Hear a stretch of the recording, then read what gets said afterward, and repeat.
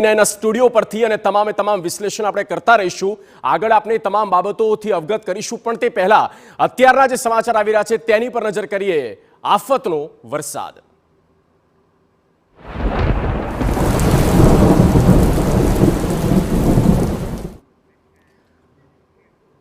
વાત કરીએ ગુજરાતની, અને ગુજરાતમાં આજે ભારેથી અતિ ભારે વરસાદની આગાહી આપવામાં આવી અને તેની શરૂઆત જો કે આગાહી પહેલા થઈ ગઈ.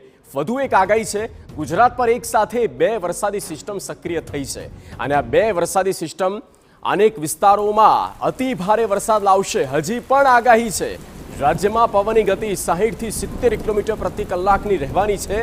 અમદાવાદ, આણંદ, ભાવનગર અને અમરેલીમાં અતિ ભારે વરસાદનું એલર્ટ આપી દેવામાં આવ્યું. આ તરફ વલસાડ, દમણ અને દાદરાનગર હવેલીમાં પણ ભારે વરસાદ થઈ શકે. રાજ્યમાં આવતીકાલથી ધીમી પડશે વરસાદની ગતિ. આ 24 કલાક મહત્વપૂર્ણ રહેશે અને 24 કલાક પછી વરસાદની ગતિ છે તેની ઝડપ થોડી નબળી પડશે. आज अति भारी वृष्टि होने का पूर्वानुमान हम लोग दिए हैं. D1 में हम वार्निंग के साथ रेड वार्निंग दिए हैं. जैसा कि हमारा सौराष्ट्र कच्छ में भावनगर, अमरेली डिस्ट्रिक्ट को दिया गया है और गुजरात रीजन में अहमदाबाद, आनंद और इधर साउथ में वलसाड एंड DNS को दिया गया है.